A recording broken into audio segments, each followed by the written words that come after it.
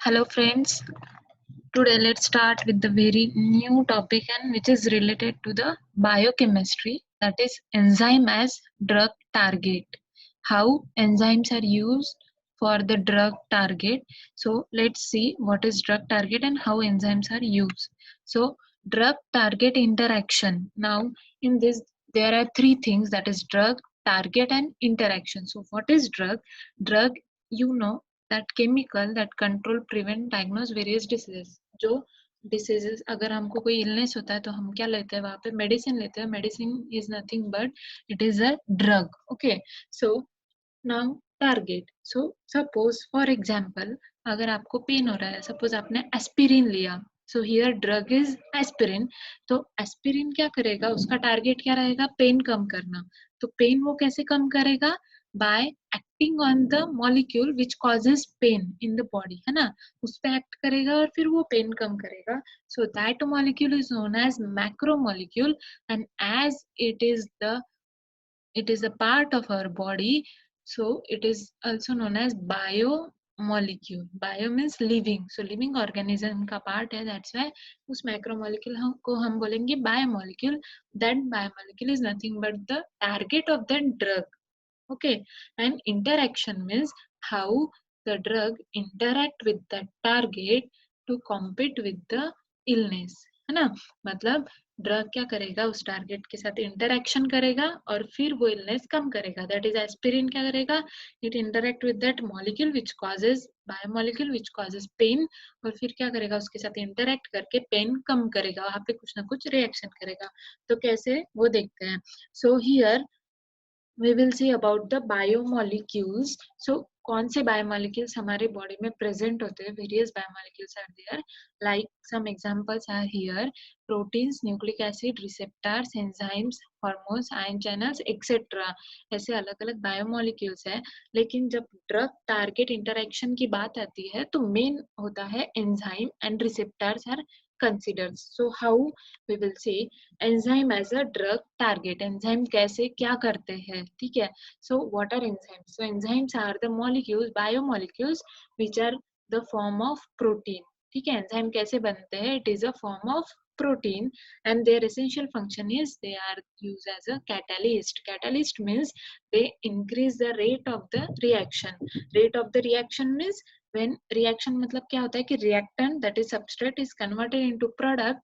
तो वो जो कन्वर्जन होता है, उस कन्वर्जन में मेन पार्ट कौन एक्ट करता है, कैटलिस्ट एक्ट करता है. एंड एंजाइम्स बॉडी में अलग अलग रिएक्शंस जो होते हैं उसमें as a catalyst, that is उन रिएक्शंस का रेट बढ़ाने में यूजफुल होते हैं.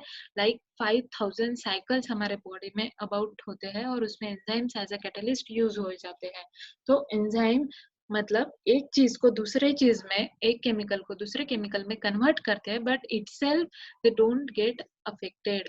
मीन्स वो खुद में चेंजेस करते हैं क्या, नहीं. वो चेंज करते हैं केमिकल को दूसरे में, बट खुद में they don't change anything. Okay, so next is, suppose example लेते हैं कि fat is converted into, fat is substrate and it is converted into glycerol and fatty acid which are product in the presence of lipase. So lipase यहाँ पे क्या हुआ, it is a enzyme which act as a catalyst. So यहाँ पे protein converted into amino acid by protease. So protease क्या हुआ, catalyst. That is ये क्या करेगा, रिएक्शन को आगे बढ़ाएगा. फॉर एग्जाम्पल, अगर आपको चाय बनाना है तो आपने क्या किया, दूध में शक्कर पत्ती सब डाल के रख दिया, तो अपने आप चाय बनेगी क्या, नहीं. आपको क्या करना पड़ेगा, यहाँ पे हीट करना पड़ेगा. हीट करने के लिए हम क्या यूज करें, flame. So there flame acts as a catalyst. Means वो क्या कर रही है, रिएक्शन आगे बढ़ा रही है. बट जब फ्लेम जो है, अब चाय बनने के बाद में ऐसा होता है क्या कि फ्लेम में चेंजेस होते हैं, नहीं होते हैं ना. So same here, enzymes also catalyze the reaction but they don't get affected themselves. Okay, so here the lipase protease amylase acts as a enzyme or catalyst here. So enzyme as a drug target. अब drug target बोल के enzyme कैसे use होते हैं, तो enzyme क्या करते हैं, मीन्स सबस्ट्रेट को प्रोडक्ट में एंजाइम कैसे कन्वर्ट करते हैं वो हमको देखना है. तो एंजाइम क्या करेंगे, इसमें क्या लगे, एंजाइम में होगा एक्टिव साइट. ओके, तो सबस्ट्रेट क्या करेगा, उस एक्टिव साइट पे जाके एक्ट होगा. ठीक है। तो अब सब्सट्रेट उस एक्टिव साइट पे जाके एक्ट होगा तो क्या होगा, सब्सट्रेट के मॉलिक्यूल्स जो है उनमें क्या होगा, बाइंडिंग विल बी वीकन्ड, है ना? उसमें बाइंडिंग उनका वीक हो जाएगा। वीक बाइंडिंग होगा मीन्स ब्रेक हो रहा है बॉन्ड, और वो बॉन्ड ब्रेक होके किसके साथ फॉर्मेशन हो रहा है, it is forming with the some molecules or bonds of the enzyme, and these bonds may be hydrogen bond, ionic bond, van der Waals force, ऐसे अलग अलग ये सब फोर्स से एंजाइम क्या होता है, bind with that substrate, and उसके बाद में एक नए प्रोडक्ट का फॉर्मेशन होता है, and after formation of that product the product leave the site of the enzyme.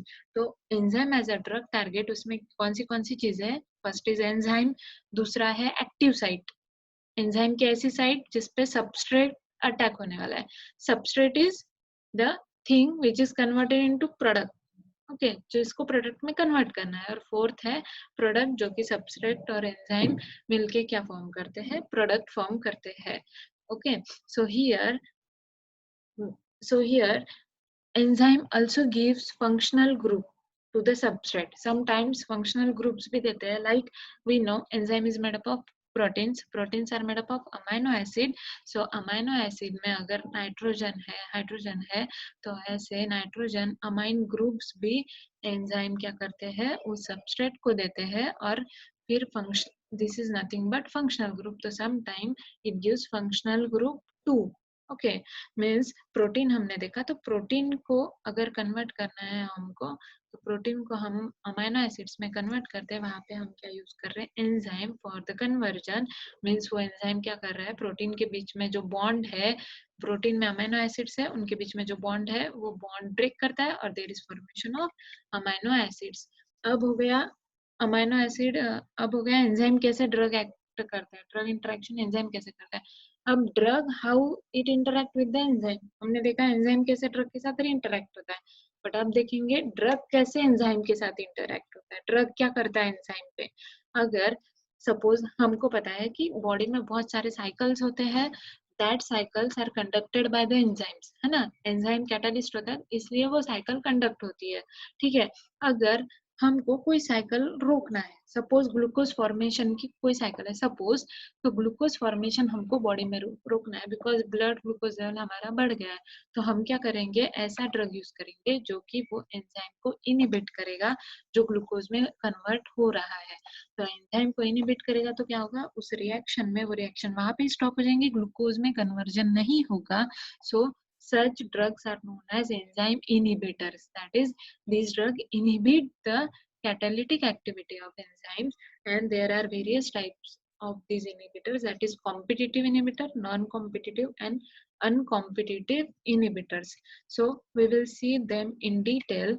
So enzyme inhibitors are of two types, mainly non-specific or specific, that is specifically हम कुछ यूज करते हैं वो, non specific मतलब हमको use नहीं करना था, वो जस्ट बाय चांस हो गया change. Okay, so non specific में होता है denaturation. What is denaturation, so as we know कि एंजाइम क्या होता है, it is made up of proteins, और proteins are made up of amino acid. Okay, so proteins से एंजाइम बनता है, तो denaturation means that is breaking of bond of protein. Protein अगर डीनेचर होता है तो वो किस में कन्वर्ट होता है, अमीनो एसिड में, मतलब वहां पे क्या हो रहा है, बॉन्ड अगर ब्रेक हो रहा है तो एंजाइम का क्या होगा, स्ट्रक्चर भी वहां पे चेंज हो जाएगा। Okay, so this may be due to acid bases, that is body में एसिड है अपने, ठीक है, हाइड्रोक्लोरिक एसिड, अगर उसका लेवल बढ़ जाता है और कुछ रिसेप्टर और कुछ एंजाइम की पे अगर वो एक्ट हो जाता है, तो क्या होगा, वहां पे एंजाइम में भी उसके बॉन्ड डीनेचुरेशन हो जाएगा। डीनेचुरेशन मीन्स उसका स्ट्रक्चर चेंज हो जाएगा, मीन्स वहां पे क्या हो रहा है, वो एंजाइम का इनिबिट हो रहा है वो enzyme.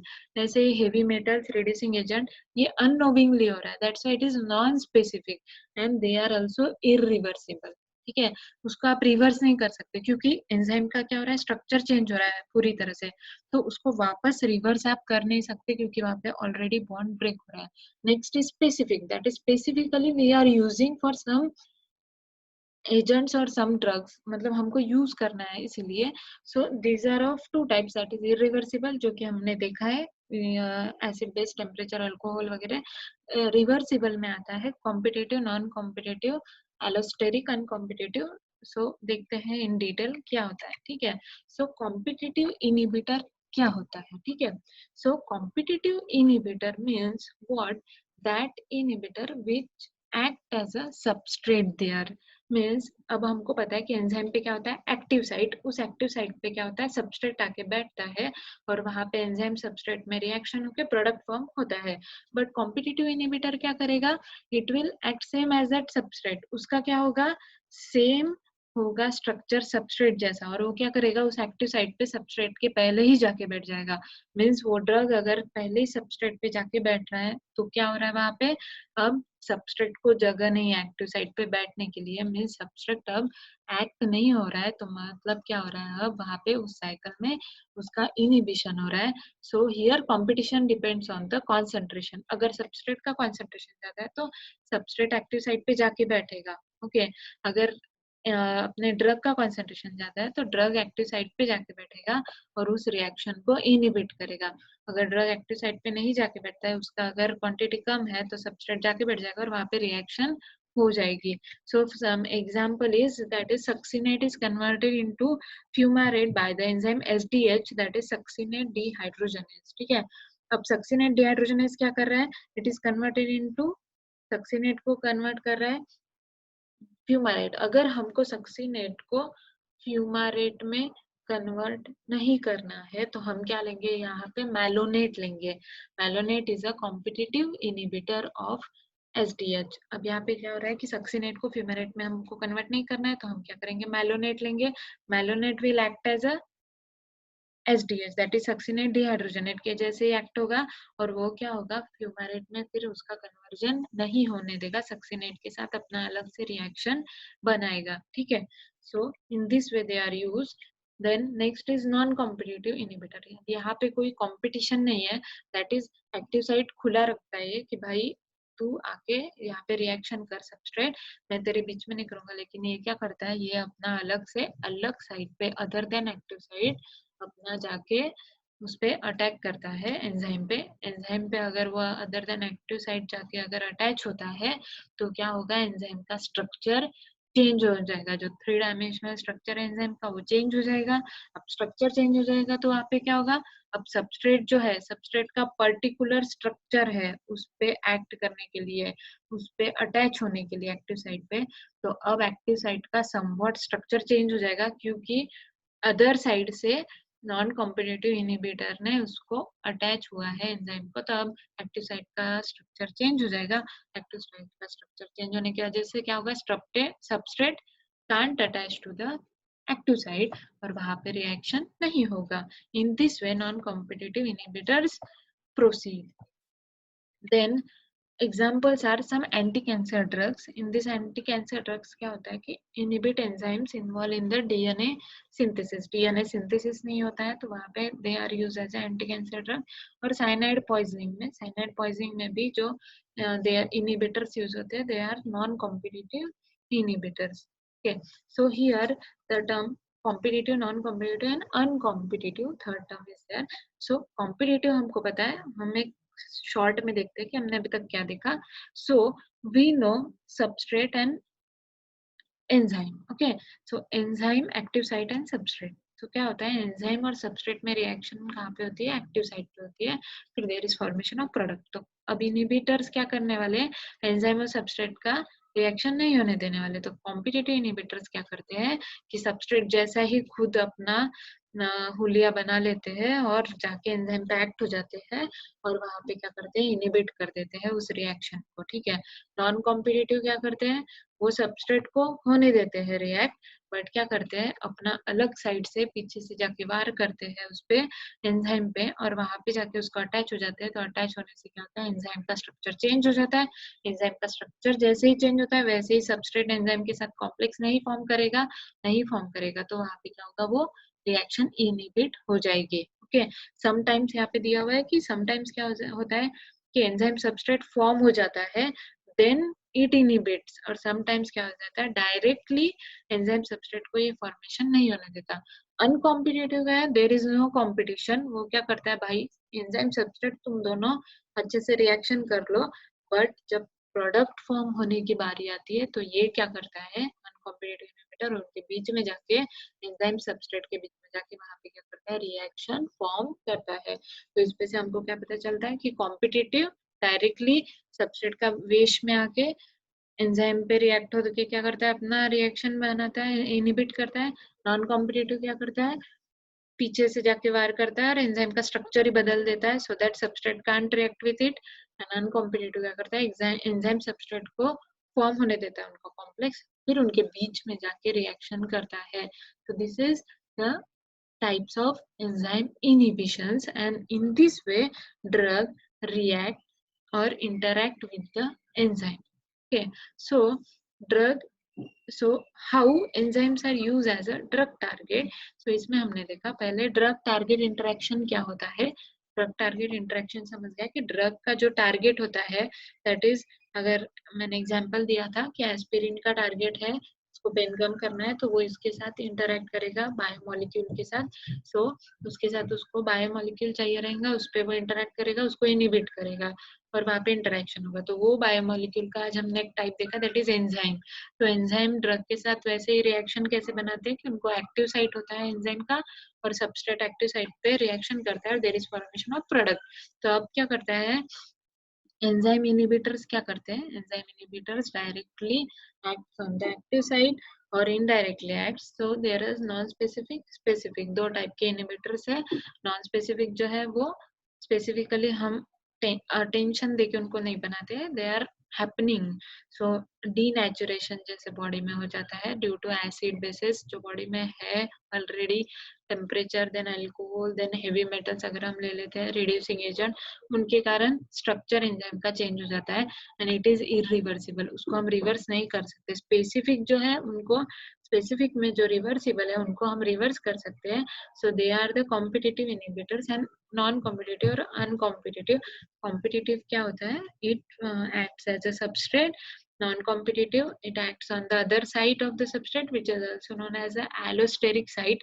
Allosteric site means other than the active site. ओके, तो नॉन कॉम्पिटिटिव या इनहिबिटर क्या करता है, अदर देन एक्टिव साइट पे एक्ट होता है और एंजाइम का स्ट्रक्चर चेंज करता है, thereby the substrate can't react with the enzyme. और अनकॉम्पिटिटिव क्या है, they don't take part in the competition, enzyme और सबस्ट्रेट का फॉर्मेशन होने देते हैं, उसके बाद में उसमें जाके बीच में जाके उसको एंजाइम सबस्ट्रेट को कॉम्प्लेक्स को बीच में जाके इनहिबिट करते हैं और वहां पे कन्वर्जन रोकते हैं उसका इनटू प्रोडक्ट।